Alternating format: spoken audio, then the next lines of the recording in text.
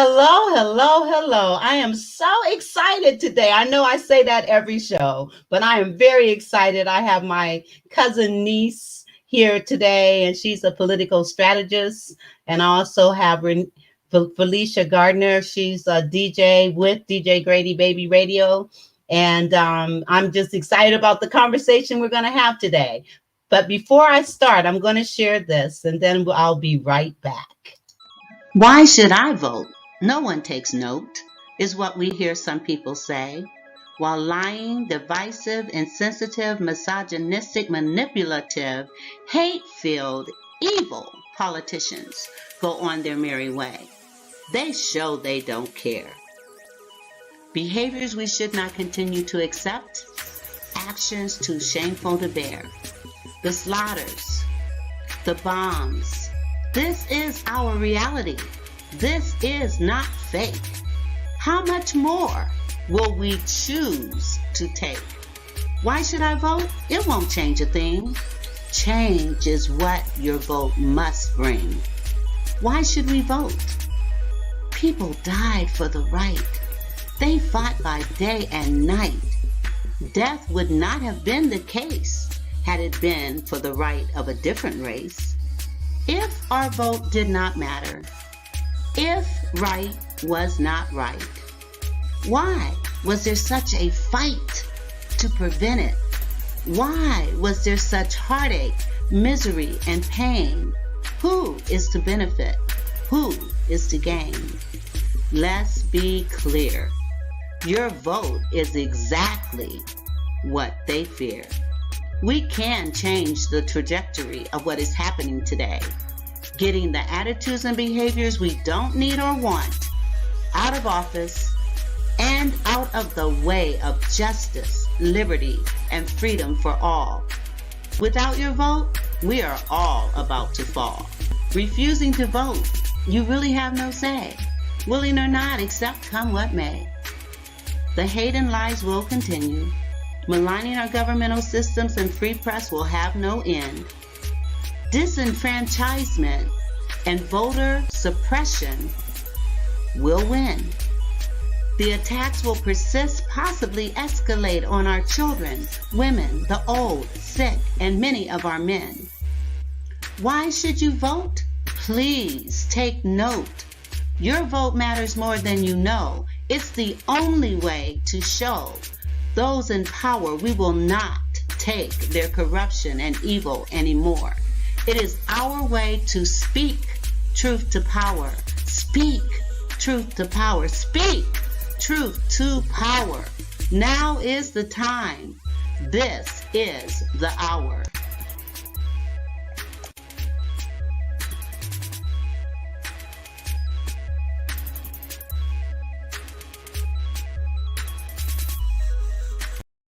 All right, all right. So I guess we're going to be talking about our political climate right now and what's going on. And I want to introduce to you, first of all, Miss Brooke Butler.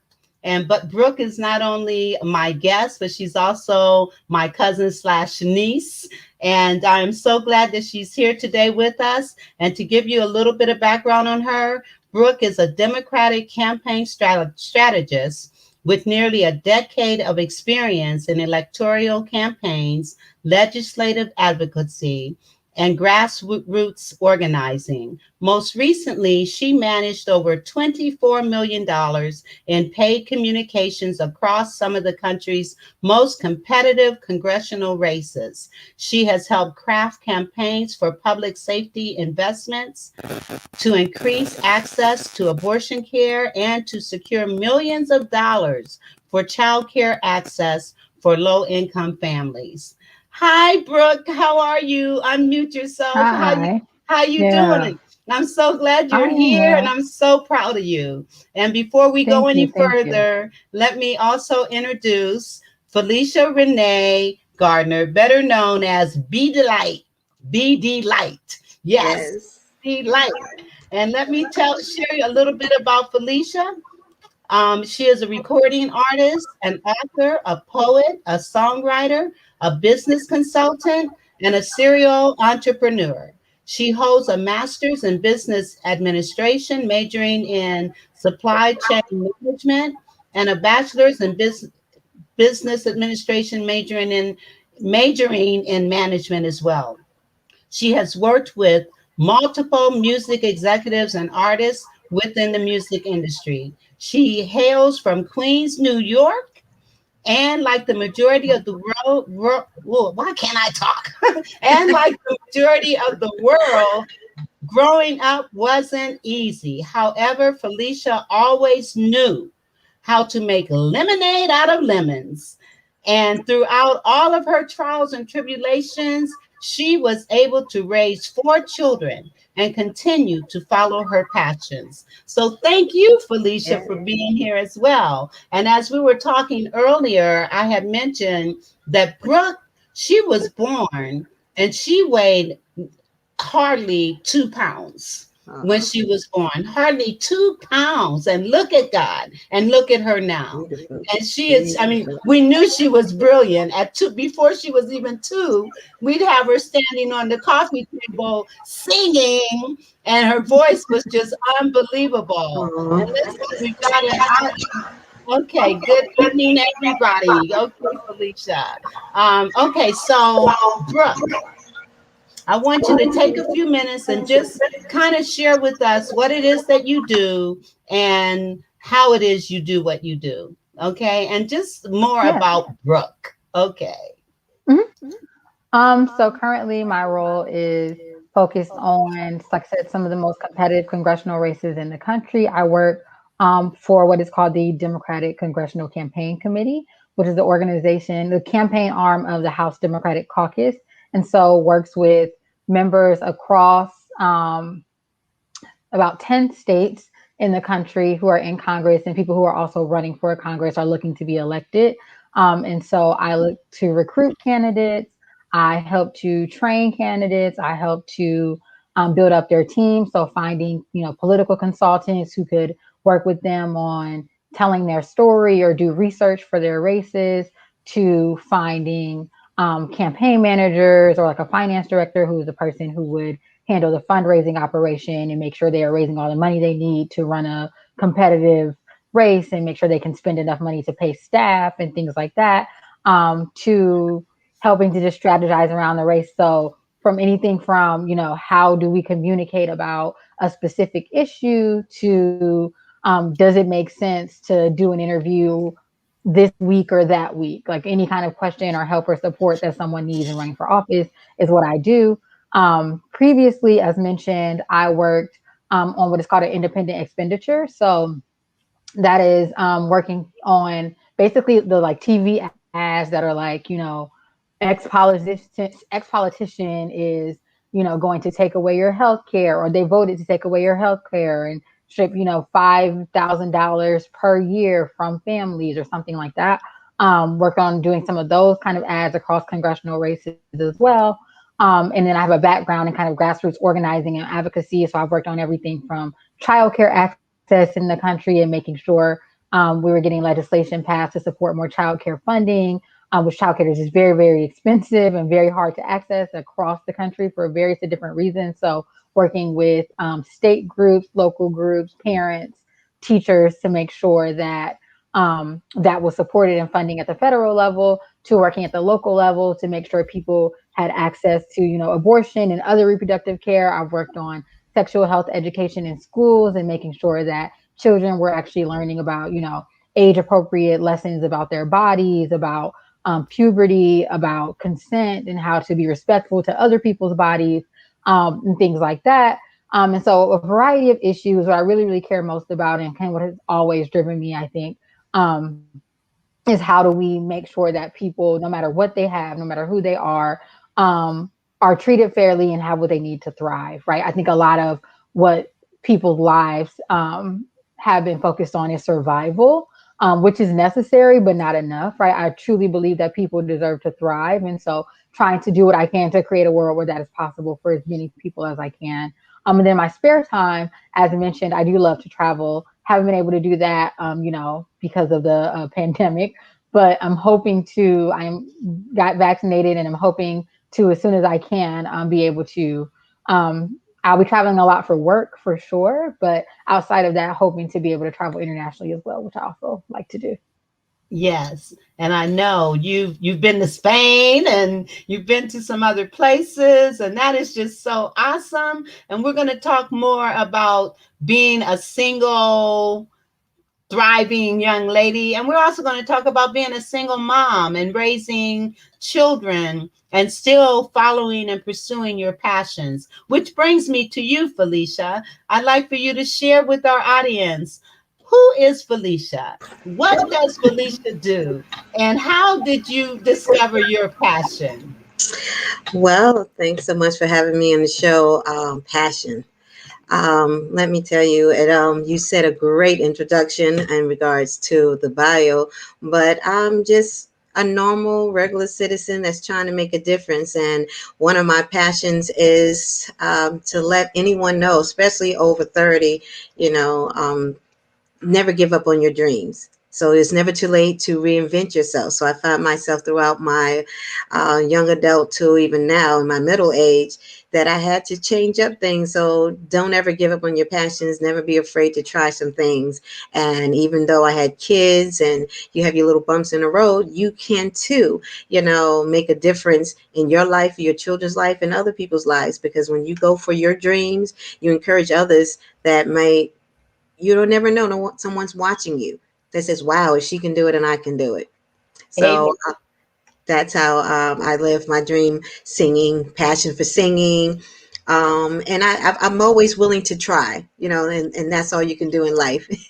That's it. That's all you can do. And, you're either green and growing or ripe and rotten. And so it doesn't matter what age, because I'm older than both of you. And I know that if you can just realize and discover your passions, then it doesn't matter about the age. It really doesn't matter. And so we have someone that's in her early 30s. I can't believe that you're 31 Thank you. already. I can't believe Beautiful. it. And and so I just want to thank you guys and just want you to know that you are a shining light, and I want you to just keep letting that light shine bright. And I want us to I want to bring you back, Brooke, because I did not have your streaming going. And I want to ask you, can you kind of talk a little bit about what drove you to get so politically inclined? I know that one of your goals when you were growing up, you wanted to go to law school. And I don't know if that's still on your agenda or not, but what brought you to where you are now in terms of the path that you've chosen? Yeah, I think well, I don't think I probably would be going to law school. I took the LSAT, scored really well, and decided to take a break to just figure out if that was really what I want to, given the amount of debt that it would typically require taking on. And in that time, worked on a campaign, really enjoyed it, talked to a bunch of people who kind of higher levels in leadership. I had a former kind of partner at a firm consulting firm I worked at for a bit, who was the former CEO of the Democratic National Committee.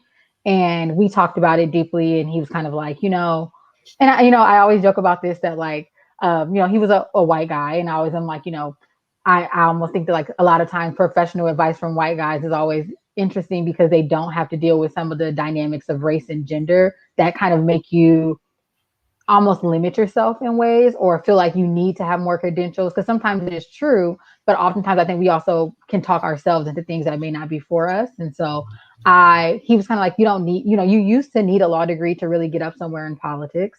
That was definitely something that felt like, particularly in the 90s, he started on the Clinton campaign for the presidential campaign then. And he was like, you almost had to have it to get into these circles, but it's just not as necessary if you know people and network the right way. And I had like sat in on some law classes, and while I enjoyed them, I didn't see myself practicing law. And so it just felt like it wasn't something that I needed to do. And so as I worked on more campaigns, thought about some of the things I did when I was younger. So, when I was growing up, the school levy needed to pass in plain local, and it was a big fight over like the property taxes, and the Yes. school went to pay to play, and all these things happened that really imparted the importance of like local government and having people in office who understood the importance of funding public education and things like that. And I think that drove me to understand issues as they relate to both the law and policy. And I've gotten to the point where I was like, okay, it really means like you need people who are even in these offices who just care. And so that's what led me to kind of really want to stick to making sure that we could get good people in office as much as we can everywhere we can. And then I kind of wanted to stick to that, was living in South Carolina. And there's just not as much of like consistent political work. I knew I wanted to be somewhere where that was more possible. And so I decided to up and move to DC. And it was kind of on a whim. My friend lived out here, and I was like, hey, do you like, what would you think if I came and stayed with you until I found a job? And she was like, that's fine. And I said, great, because like my lease is up in 2 weeks. So I will see you then. And I just crashed on her couch, gave myself about 6 weeks. I didn't really have too much money. And, I started volunteering at like a nonprofit doing their social media. And I went to some trainings and just would like go to networking events and meet more people until I got a job. And then from there, it's just kind of been, a really amazing, I would say, in that I kind of didn't really, because I didn't really know anybody, didn't really know much about like the political campaign space. And I think my first job, but I definitely should have negotiated my salary and didn't, and got like way, way less than what I, really needed. And I think now I make almost, over 3 times that. And it's been about 5 or 6 years. And I think that like, I really think that I am blessed to have been able to meet a lot of people who were just wonderful and helpful in various ways, but also to really feel like I plugged into my purpose and really got to understand what I am passionate about, what I feel like I am really good at, and then be able to do that. That's awesome. And you talked about networking. People don't understand how important networking is. Doors open as a result of you opening your mouth and sharing with people what it is you do, what it is you want to do, and just establishing those relationships in business as well as, just meeting and becoming friends with people that could possibly change your life. And so networking is just really, really important. And you talked about not negotiating your salary. Been there. I remember getting a job at TRW in Los Angeles, and they asked me how much I wanted to make, and I told them. But then I realized what I told them. The girl that sat right next to me that was doing the same job was literally making a lot more money than me, because I didn't realize that I could have asked for double what I asked for and I could have gotten it. And so being able to negotiate and network, those are two things that are critical to expansion and to growth. And on one hand, right, it is like, I think I always joke that, my next job after that, I did negotiate, but I didn't really ask for what I really wanted, because I still was like, I don't want them to say no. And I remember after I got it, later on, the guy was like, you probably could ask for a little more. We were prepared for you to ask for more and you didn't. Wow. And after that, I will tell you, I have never left a job where I think anyone can say that now. They'd be like, she really pushed it. But that is, I learned that, like, particularly as I have more friends who work in HR, and they, will tell you that, like, particularly once a job extends you an offer, they want you to come. And so you actually do have the leverage. And like, you just have to really push for it a lot of times in ways that, particularly for like women and especially Black women, you cannot always feel empowered to do, because, the world tells Black women that we are not worth what we actually are, more than what people will tell us. And so that is a huge thing. Yeah. So speaking of that, the Red Table Talk had a show on this week that Felicia sent to me to review as well, that talked about the invisible Black woman epidemic. And I want us to kind of talk about that. But first I want to acknowledge Marlo, Thank you for being here. She says, just keep the faith invisible to everyone else, but God can clearly see it in you. And as He sees it in us, He also opens doors for other people to see as well. But let's talk about being invisible. Can you share a time when you felt invisible? Both of you, I'm asking that question.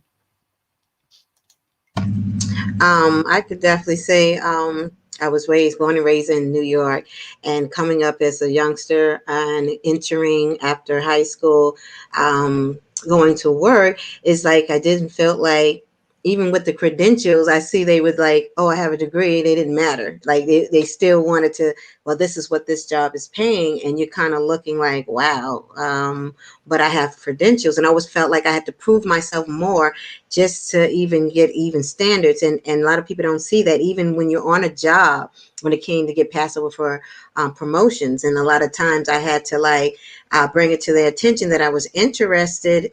And I noticed, and just in the work field, that you'll be the one that trains them, and then they'll hire the person, and you sit up there looking like, wow. And I did notice that, and it's not to pick on any race or anything, but especially in the health field, when I first was coming up, that's where I was in, and I did a lot of administrative. So that's where my interest was. I didn't want to be a nurse, but I love, helping people. So that's where I found the joy working in the medical field in the hospitals, is doing administrative work. And I would see a lot of times it was like a union, and other races will get their people in. And then when you try to apply for those jobs, I would get passed over. And then you don't want to play the race card, but you start to see like, it's like something's going on here. I'm getting looked over. And sometimes they would have one incident. There was an issue with Medicaid or someone's information being incorrectly inputted in the system. So they had their meeting in Spanish, and then I'm sitting there going, what's going on? And then they approached me, and I'm like, well, I wasn't included in the meeting, but I had nothing to do with it as well. I had to show them that I wasn't even on the clock. So it couldn't have been me. So even when it comes to things to where you find that when it's something negative, oh, you're always there for that, to be picked up. But when it's something positive, you kind of got to fight to be like, okay, I am well qualified for this position, and it feels like you just got to fight, and it seems like no one noticed you. And so me watching that red table talk, it was very inspiring. And Tamika Mallory was one of the guests, and without young people such as your niece, out there, we need more, you guys. And I want to thank you so much for continuing to fight, because it's really through our youth, with the voting, with taking stands, because all, like they said, all revolutions or every movement, it was the youth that Yeah. led it. So we definitely appreciate that. So I'll give you a chance to speak on your experiences. Thank you. I think that I think about this in a very like kind of a micro way. I think the last thing I remember that really sticks out is like I was at a pizza place, like picking up pizza sometime in the pandemic, maybe like last summer or last fall. And there was a little bit of a line, and it was like during the pandemic. So, everyone is socially distancing, and like there's a little space, and this white guy comes up and just like walks in front of me like I was not there. And it was actually, and like I was about to say something because I'm very like my family is very like Yes, we are. confrontational, you know. For lack of a better word, So I was like, everybody oh. but me. so, Anyway. so I was like, oh no. And right before I said something, actually, like another white guy was like, I'm sorry, you don't see her standing there. And I was shocked because I was like, oh, look at him. And another person said something and was like, yeah, like that's so rude. And then he was like, oh, you were, and I was like, yes, I was here, like, and got in front of him. But like, I remember in the moment feeling like, I know he saw me because like, there's no way you didn't. And you only like, there's other people here. The only person who you stood directly in front of was me. Right. But then, like those smaller moments, and I think those translates, to some of the like bigger, structural things like police violence, other things like that, where like Black women not only just like face police violence in the ways that we typically hear about, like, being killed, but also face other forms of violence, right? Black women have a much higher rate of like sexual violence when you talk about, maybe policing, when you talk about even interpersonal relationships and domestic violence and things like that. The rates for Black women are so high, and it is not discussed as an issue, right? Like even when we saw once the pandemic happened and people were stuck in their houses, that rates of that skyrocketed. And those are not Yes. things that get talked about in a way nearly enough, mostly because, particularly with Black women, you are typecasted as aggressive, as angry, as things that make it where it's less valid when anything happens to you, right? And it is very unfortunate that we see kind of that, not only like invisibilization, but really just stereotyping of Black women and who they are across, all structures, all industries, in the workplace and in relationships and in life. And I think that like the more and more Black women are, open and willing to talk about it. And I think we see that, more and more as generations move forward. I am always interested to see even how like my nieces will be when they get older, just thinking about how it is. But I think that like it is, yeah, it is very, very interesting to see, because I think it is really important that more and more Black women kind of use our voices and platforms to leverage and say like, not only are we here, but we know what we deserve and we're going to fight for that. Amen. Mm-hmm. Amen. You're absolutely correct. Absolutely correct. And one of the things, once we understand, and I think one of the reasons that so many Black women in particularly decide to become entrepreneurs is because of the crap that they go through on jobs. And I know that is the case with me. I can't tell you how many times I felt invisible, or how many times I remember this one job, and I was but I was working this job, but I was also doing consulting work, and I would take my vacation time to go and do outplacement training for all these different companies. And one day I got a certified letter in the mail stating that it appears that I have some major medical problems because of absenteeism, and that I was like, a certified letter indicating that I have a health problem and that maybe this job is a bit much for me. At that point, I went, because I kept records of my vacation time and all that stuff. So I went to HR and I said, can you please identify these dates that you're saying that I have had excessive absenteeism? And every one of those dates were vacation days. Every last one of them. Every last one of them was vacation days. And I said to them, these were all vacation days. I have not taken off any sick days at all, And so they had to change all of that, and they apologized. But you're going to send me a certified letter and not even talk to me? Not even ask me? Come on. And so it was like, it was always, I could go on and on and on. And Diane is here. Hello. Glad you're here. We're talking about some pretty good stuff here right now. So thank you for being here, Diane. And so that invisible, feeling invisible or feeling less than or minimized, that stuff has got to stop. And I know that our young people, like Brooke and like so many other young people, they're not going to take it. They're not, they're not going to take it. And they're professional enough, astute enough to be able to address the issue without being loud and boisterous and unprofessional. We know how to be professional. We know how to be professional. Sometimes they just won't let us be professional. You know what I'm saying? Okay. So, Brooke, in terms of your travel, I kind of touched on it. Kind of talk about some of the places you've been, and also talk about, because I know you went on some of these trips by yourself. And so I want you to kind of talk about that and what that feels like, and how can you speak to that in terms of empowering young women to take a risk, to take a chance, to try to explore and be adventurous. Yeah. Well, I would say I love traveling by myself now. I'm always like, I don't know if I'll be able to take trips with other people again. Because, you get to like set your own day and whatever time I want to wake up, I get to do it. And if I want to go to the museum, I can do that. So, my most recent trips, as you know, that I went to Barcelona and then I went to Lisbon, Portugal. Um, and while I was in Lisbon, I took the train to a couple other cities, like right outside of it. So Berlin and Cascais, and went to like some castles and did a lot of sightseeing. I've always really loved history.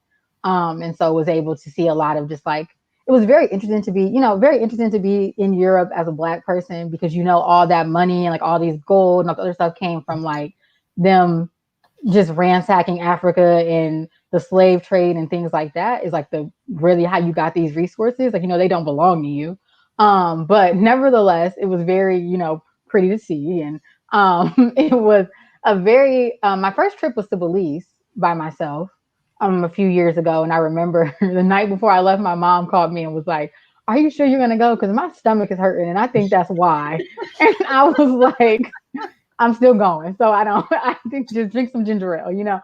And, and it was, the first time I went to somewhere like Belize is pretty inexpensive. It's, not very far from Miami. It's a couple hours flight and, largely an English speaking country. Like I do speak some Spanish. It's not as good as it used to be because I don't use it as much, but largely an English speaking Up to Atlanta. country. And so I, and so I felt very comfortable, right? And like I had a couple friends who I went. I heard it was such as a good like first solo trip place to go.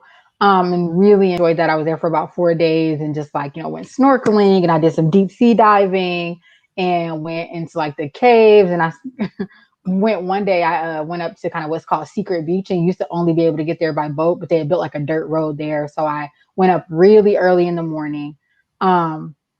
Because my Airbnb host told me if I go early, I'd be like the only person there. And so I went really early in the morning and got breakfast and then like biked up to the beach and got there and had lost my phone somewhere on the way. And I got there and was like, I'm gonna take pictures now and pull my phone out and it was gone. And I Oh was my like, what? goodness. And so, I go back to there was like a little tiki hut and I was like, hey, did I leave my phone here? They're like, you didn't have a phone. And so I'm like, okay, but I bought an underwater camera while I was there. So I was like, well, I'll just take pictures with the camera. And if I lost my phone, it's gone because this is my last day on vacation and I'm gonna enjoy it. Like I'm not even gonna stress. And so I got in the water. Some random people took pictures and they were like, we'll just send it to your email and just like, made friends, talked to some people. And then a guy who was like selling, little trinkets on the beach was like, oh, I have some friends who work at the bars nearby because obviously a lot of the money there comes from like the tourism. And so he was like, so I'll just help you find it. And so it was actually a pretty long ride back and it was very hot. And he was like, I know a shortcut. And I was like, this could be dangerous, but it's also hot. And so I was like, you know what, let's just go for it. So we took the shortcut. It was a shortcut. So it cut out a good amount of time of travel. And then we stopped at a bar. It was still closed. So they said no one had come in. And then we went to another bar because I had an iPhone. Actually, before this, a white guy who just heard me talking about I lost my phone, let me use his iPhone or find my iPhone to look it up. And so I was like, okay, it looks like it's near the road that I rode the bike up. And so I got to another bar and one person in the bar had an iPhone and she let me use it. And so I was like, oh, I think this is the bar where I stopped and had breakfast. And so I go back there. And by this point, I went up there like 9:30 in the morning. It's like 5 p.m. And so the bartender had switched out. Like it's a complete new person. And I asked him, like, I lost my phone. Have you seen one? Anyone turn one in? And he was like, no, no one's turned one in. And so I'm like, oh my gosh, I really lost my phone. Like I got to get home tomorrow and I got to like get on my flight and everything else. And I'm just like, I don't even know what I'm gonna use for an alarm. And I like start to, tear up and get upset. And this lady at the bar asked the bartender what was wrong with me because she only spoke Spanish. And he told her like she lost her phone. And she slowly pulls my phone out of her purse and like shows it to me. But she was like, in case it's not yours, I don't want but I was like, I appreciate that, but it was my phone. And it was on 1% when I got it back. Wow. And she was like, yeah, somehow my phone typically automatically locks, but somehow she was like, it was still open. And so she saw that she was like, this was the last place you had because I took pictures of my breakfast and of the water. And she was like, and so I just came here and I told my husband I was going to sit here and see if the person came and got their Wow. phone. And so she had been there for hours waiting for me to come. Wow. Um, and so that was like my first solo trip. So it went pretty well. um, and then after that, but I like I said, I really loved it. And after that, I was like, at least gonna do that every year. So I went to Spain and Portugal, which was just Europe is easier to get around because it is a union, and so the flights are really easy. And so loved Barcelona. Had a lot of food, and went to see a lot of the art museum. They have a Picasso museum that's really really nice. And so I always try to bring a lot of stuff back for all my siblings and nieces now. So I still have stuff from Europe that I need to actually give them. But I just love it. I think it is like nothing like just going by yourself and being able to, I trust my instincts a lot more because I'm like, don't really feel like I'm great with the sense of directions, but I've been able to get around in countries that I've never been to. Um, and I like to talk to people. Like I talked to a couple from North Carolina because I just heard their accents and knew they were from the South. And so we start talking. I talked to like a random person in Portugal actually, like offered to just like ride me on the back of their motorcycle around the city. And so I was like, sure, why not? And so did that and just like try to do whatever I can because I think it's like once in a lifetime chances, And so it's been really, really exciting. And my hope is this year, if I can, I'm really trying to plan to go to Asia. So that is my next trip, if I can. Maybe I'll go with you. Yeah, if you want to, I'm trying to get my trips in now because after July of next year, we usually aren't allowed to take really vacation for elections because we just get so busy. Yeah. So they recommend after like the 4th of July, no vacation unless it's like a death or your wedding, So um, so that's basically it. But I would love to yeah, I'm hoping to be able to do something this year. So Okay, well, maybe I'll join you, and I am serious. I'll I take my show on the road. know. uh, Garen says hello. Hi, Garen. And Diane, she says, hey there, my Brooke Poo, my Brookie Poo. Okay, so, all right. So, I know I'm jumping all over the place, but we just want to talk. So, Felicia, I want you to kind of share with us your journey and help us to understand what can you tell a single mom because you raise your kids as a single mother. You're let me unmute you. Oh, can You you hear me now? yes. Yes. I was in a relationship with my children's father. My kids are by one man, and somewhere midstream because we got together very young. I met him at 19. So, and people grow apart. I still, have always will have feelings for him, but sometimes you have to move on just to have sanity and peace. But I never stopped him from being in the children's life. But Important. I did what was best for the children. And some people stay together and thinking that's the best, but it actually builds an environment, a hostile environment for the children, and it does affect them. I think we already affect them to a certain degree, and I knew it was time that I couldn't allow it to go any further. So two mature people had to make a decision what was best for the children. Yes, I understand. I left my husband when my son was 6 months old for that same reason. I didn't want to raise him in a negative environment because Definitely. children grow to be what they see. So what Definitely. kind of wisdom can you impart in addition to, I know so many people do stay in relationships. And Brooke, you talked about the increase in domestic violence during Mm, this pandemic. And definitely. and the impact that it even has on children. And so, what kinds of things can you impart, Felicia, to help our audience better understand and be encouraged, um, even as a single parent? Yeah, to definitely but you have to have your why, and my children was my why, as well as I want to accomplish some things in my life. And I think sometimes women, we get overwhelmed because we try to put on so much, and I had to learn I'm not superwoman. I try to be superwoman, but I had to let go and let God. And my mother always told me about the Serenity Prayer. Yes. You just got to know when to let some things you can't control, Yes. and to have the wisdom to know the things that that you're aware, to notice the things that you can do something about, and some things you have to allow, let it go to the wayside, and it's out of your control. You got to definitely give it to God. And throughout my life and the challenges, with my 4 kids, to give you a little backstory, I started college, because when I moved to Atlanta back at the end of 2000, I just came with a high school diploma.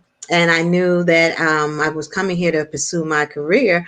And even though I had 4 kids, your family tried to tell you, oh, she's just a baby maker. But I don't want people, you don't put titles on people. That's That's not what I right. want. Just because I had children didn't mean that my life is stopping. So what I try to do, especially with the book that I'm a part of, a co-author, Wake Up Winning No Matter What, it was basically, my part was to say you're never too late to reinvent yourself. So I had to kind of take ownership of what part I played and what kind of future I want to give my children. So when I made that decision, even though I had a special need daughter and I had 3 other children, so I had 4 in total, I knew what I wanted my oldest daughter, who's like Brooke's age, like she'll be 31 at the end of this year. But, when she was in high school, I set a goal that I wanted to go back and get my degree, because that's something that I was pregnant with her when I was in college and I had to drop out. And you always say to yourself, I'm going to go back. And then before you know it, you look at the years, you're like, ooh, and you're saying, I don't want my kids to know to give up, and regardless of things that come in your life, that you can accomplish them. So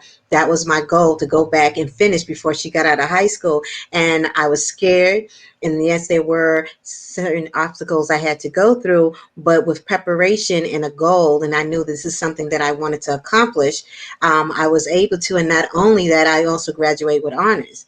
And Awesome. I want to prove to my Congratulations. Thank you. And I want to prove to my daughter, no excuses. If I can go to school with 4 kids, last one special need, you can do it. And yes, she did. She was such a go-getter. She still is a go-getter.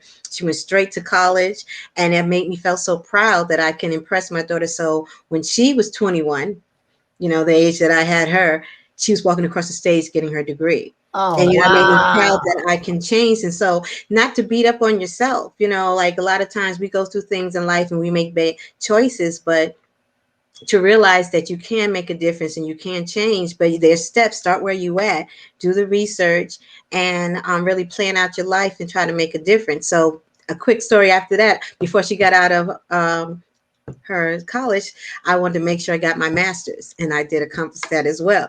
So, Awesome. you push yourself. So when people say what you can't do, you can do anything you put your mind to. And Yes. yes, I had to plan it. Yes, I had 4 kids. So hey, the master's degree took actually longer than the undergrad, but I said it was no rush, because at first I didn't think I can complete that. And even now, after getting my degrees and having a special needs daughter, I wasn't able to utilize it the way I want to. But that's where the entrepreneurship come, because when I got jobs, I got passed over, not only because I was a woman, because, oh, she got all these kids. And I didn't use that as an excuse, but, I'm trying to do my job like everyone else. And I was going to get more money. The whole point was so that I can be able to take care of the children, especially once I became single. Hey, I'm gonna need a degree, I'm gonna need a better job. So I had a job where I was making really good money. It was 50 plus a year, and overtime, and we worked it out in the midst of whatever my obstacles was. But I got passed over a lot. And so I said to myself, as my daughter, my youngest daughter, who's now 19 and she's graduating, love you, Oh, Leah. um, congratulations. yeah, and it's been a challenge. And I know people say, how did you do it? I said, with faith in God. And I had to realize I may not be able to take a regular 9 to 5, because a lot, as you move up in management positions, it does take a lot of your time. And so I knew with the other children, since I set the blueprint, rather to say, for them to go to college, and you can't come to me with any excuse. but Right. but I understand each child is different. So I have one other daughter. She's doing very well in the medical field, and she moved her way up. So each child, you deal with it different and encourage them in the way they just should go. So with Aaliyah, now that I got to find adult care and things, because she does have a mindset of a third grade, and we're not going to claim that, but it has been some difficulty. So I had to find ways of using my skills that I acquired through my degree and this through me singing and being in the music industry. God has blessed me to be around people. So I say, you know what? I'm going to have to. I'm scared. Entrepreneur scared. Like, you mean making my own income? Well, what does that look like? Because we're so, school kind of trains you to be an employee, to be working for someone. No one teaches you how to be, create your own income. And so Yeah. that's something that I had to learn. So I started tapping into my other talents. So, like the book Wake Up Winning No Matter What, that was the first time. I've been writing for years, been a poet. And just to say, I did it, it's just Yes. like Yes. every small little mountain, well, hill, you can, you just can't grab your dreams all at once. You have a goal that you want to set, but chip away at the little things. Yes. And I actually started doing my own business, working for myself, creating my own income, and it allowed me the flexibility to now know I can still have a control of the income that I make. You cannot be rich with a job. I'm not saying you can't make good income, but I don't think you'll be super rich with a job. You can do that, and your career is a passion. So trust me, once I get to the certain amount of income, I want to be a philanthropist. Even with all said and done, that I can now give my life to helping people, and I know my bills are getting paid, Yes. and I know that that's not an issue, and I can really be out there and really help. Because I think, such as people like Tamika Mallory, the people who's in the trenches, the people who's out there speaking, like your niece Brooke, I appreciate you so much to keep the youth encouraged, and I'm here to keep young, middle-aged people to keep encouraged. Don't give up. You can You're not reinvent middle yourself. age, girl. Yes. And whether you believe it or not, I thank God for blessing my years. I'm not heading to a senior citizen home no time soon, but you have to realize, we're not going to be here forever, and we want to encourage people. And I think people like DJ Grady Baby. I'm a host of a radio show, so when I say I'm actually, just diving in and not being afraid. I used to be afraid. I'm too old for this. I'm too young for this. I'm too whatever, too big, too small. You can't think like that. No, you can't. Sometimes you just got to step out on faith, and that's what I That's did. right. So, just being a part of the co-hosts like G. Clark and LaRonda Hay, for those out there if they're watching, as Yes. well as Wanda D. Hollis, who spearheaded the Wake Up Winning. It's actually Yes. volume 2. So you were amazing other people from different age groups, backgrounds, and just hearing their stories are very encouraging that, you have to have that wake up winning spirit. No matter what. Absolutely. So I No say matter to what. young people, to the older people, it's never too late. You got to wake up with this, winning spirit to know that you can. Yes, you can. Yes, you And can. you have to put in the work, but with determination, and like they say, knowledge is power. No, applied knowledge is power. Yes. So that's where I'm at, applying everything that I know to do, and I'm using my degrees into my business. Yes, they're baby and they're starting. I got it finally. One of them, Be the Light Enterprises. I'm excited about that. My publishing company, and it's like, I have to understand. I can't build wasn't built. Like I say, Rome wasn't built in a day. So don't go out there thinking you can do things overnight. But just the little things I've done, and I'm working on a second book. It's just opening doors. So I'm excited about my future, and I know that it's not just for me, it's for my children, it's for anyone else that needs the encouragement to know it's never too late. So I'm just that advocate for the middle age. I don't know. I always say that because I could imagine I see some other people who just give up, and I don't want to give up on my dream. It may not be me singing on stage as Beyonce, but I'm okay with that. I still enjoy music, and there's other realms that you can make money in the music industry without being on the stage. Because to be honest, I'm not sliding on no floor because you might have to come and get me up. I hear you. But yes, Well, I am a senior citizen, and I don't feel like one, amen. and like I said, you're green and growing or ripe and rotten, and I choose to be green and growing. And that Serenity Prayer that you mentioned, that's Yes, also something that I think has really helped me, accepting the things I cannot change, but changing those things that I can, and knowing the difference. And amen. Felicia, I know you said you had a poem that you wanted to share with Yes, us. I sure Okay. will. And one thing that I want people to know, I battled with depression, and that was one of the challenges, because sometimes when you seem alone, and when I first moved here, I didn't have support, so it was a battle. But I think with my faith in God, and just knowing that he will lead me and guide me with the people that will help me. And I couldn't tell you how many professors at college kept pushing me along. It is amazing the stories that I can tell. But yes, I do have a poem, and it's called Okay. Loving Me, because this is the month, Mental Awareness Month. So we want to put that out there. Also, this is that month for that. And let me just get to it real quick. All right. But do you mind? I do have to put these glasses on. Go ahead. Put on your glasses, girl. All right. This poem is called Loving Me. I'm walking out of darkness to see my truth. Can't go backwards. My steps are guided by my power and my truth. I left my sorrows and self doubt behind me. I am recreated. I'm brand new. I've elevated myself by soaring above the stars. If you don't believe me, just watch me. I'm finally free myself to be authentic. I'm proud to be 100% me. I'm focused. I'm original and beautiful. I'm working miracles by creating opportunities. Opening my own doors. Yes, I'm so refreshed. So I'll keep walking in my greatness. And if you want to join me, find your passion and start walking out of your darkness and own your truth. Self love is the key.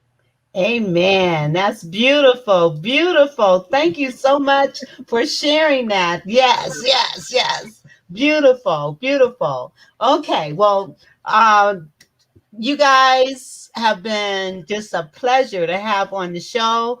Brooke, what can you share with young people, given your experiences, and also, you know what I see for you? I see you gathering all this knowledge and all this wherewithal, and I can see you as a consultant doing what you do across the country.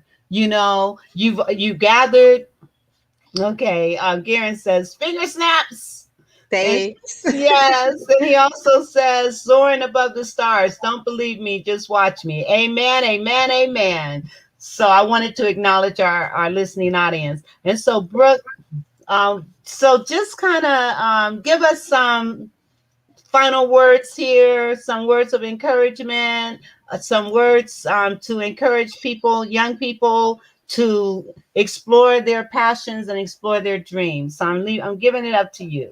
Yeah, I mean, I think that's it. Like, I will say that I am a person. It's funny. I think we always talk about millennials and how like millennials job hop a lot, right? And I tell people all the time, like people will try to convince you to stay in one place, for decades because that is what people in previous generations may have done for jobs and things like that. I think that for me, I have found um I've tried a little bit of everything. Like I thought I had an interest in like maybe wanting to one day do lobbying. So I did some policy work. I thought I wanted to do just digital stuff. So I worked at a digital firm and learned how to, code and do all this stuff on the internet. And I think um, the biggest thing that I would say for a young person, although I know I'm technically young, but I don't feel like I'm young anymore.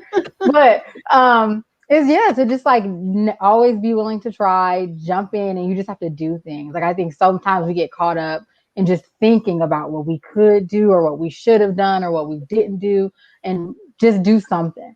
And if you don't like it, do something different.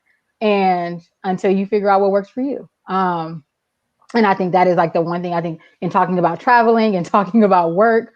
I think in particular, where I like to put a lot of my focus is with Black people and then young Black people, especially, is like do while you have, particularly while you're young, do all the things that you can.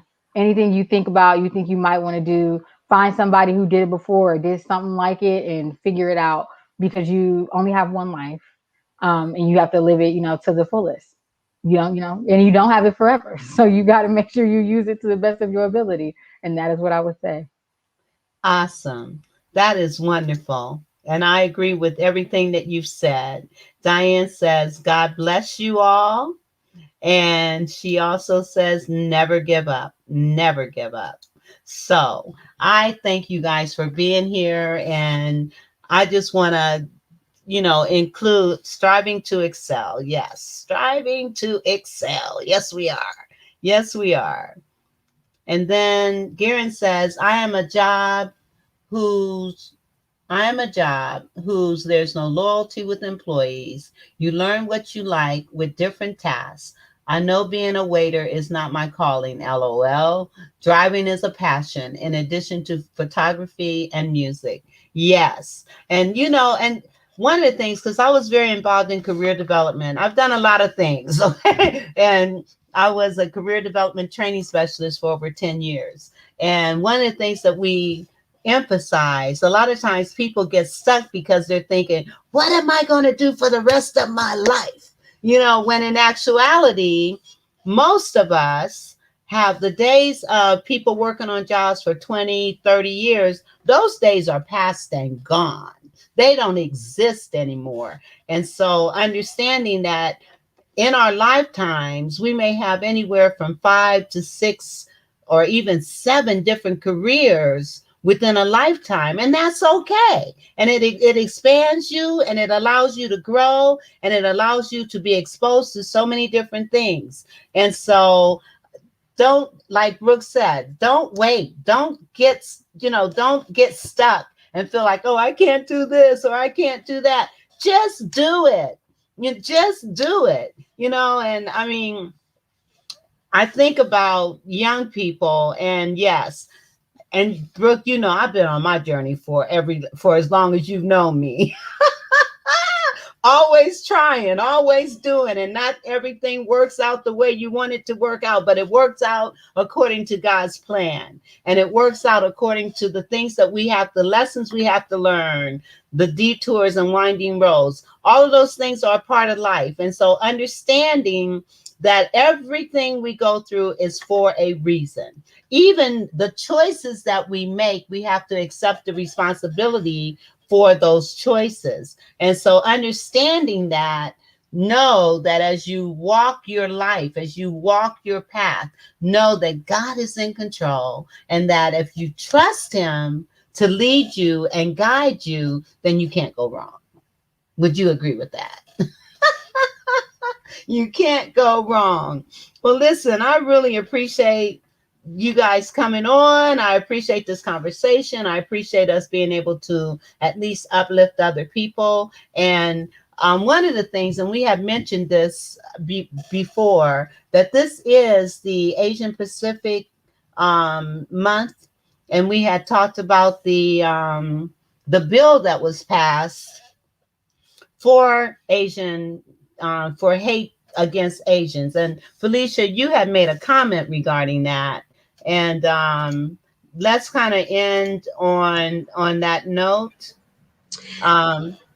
Yeah, I can kind of, it's a touch back on that. Definitely there should be no discriminations with anybody. But when it comes to us, it seems to be broad.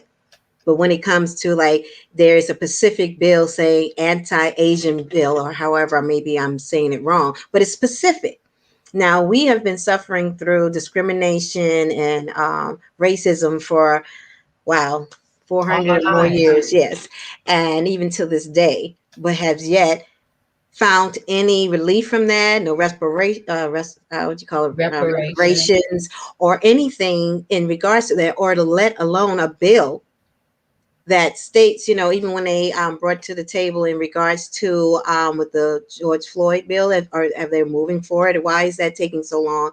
And we don't want something, just an acknowledgement of it. We want policies or things to make the change, something to actually be done. So it's specific, not broad, like, oh, for everyone. It's specific because we're the target. So why can't it be something for African Americans or Black in America? Or I don't know exactly how they would word it, but that was just my thought, that how come there's not something Pacific for us, but it's Yeah. always put in a broad Yeah. Yeah, well, content. I do want to say though that some of the specificity is around, right. Asian Americans is like an ethnicity, right, versus race, which is what sometimes makes it harder. So like a lot of the discrimination, like against Black people is like racial hate crimes, which is already defined as a hate crime, versus Asian American, which is more of like a specific ethnicity, and which is like that. It's a really like a language thing more than anything else than I think a lot of what is intentional. But to the point that the George Floyd Justice and Policing Act,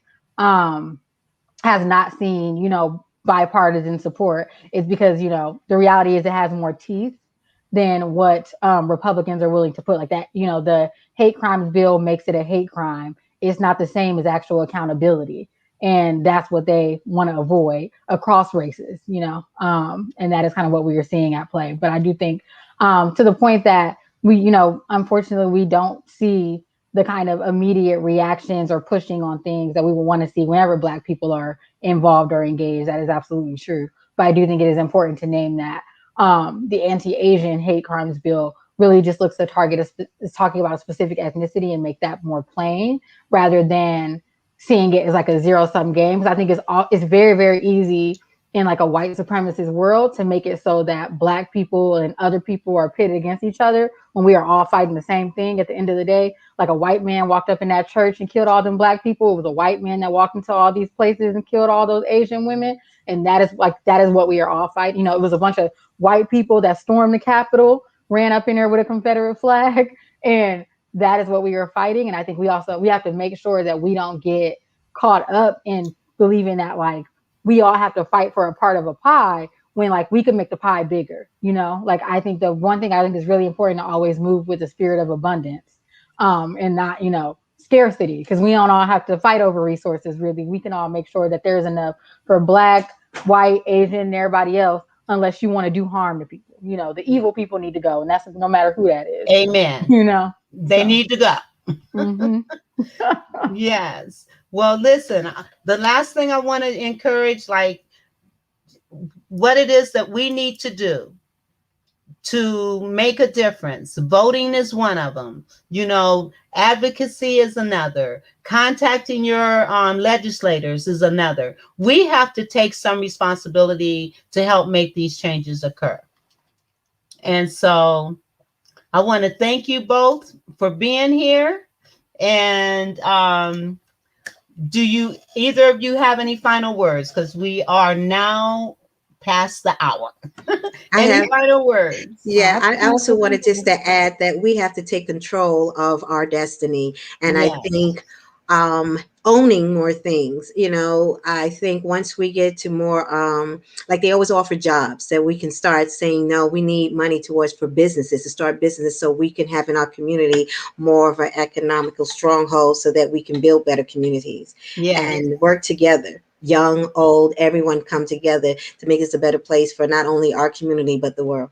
Amen. And Brooke?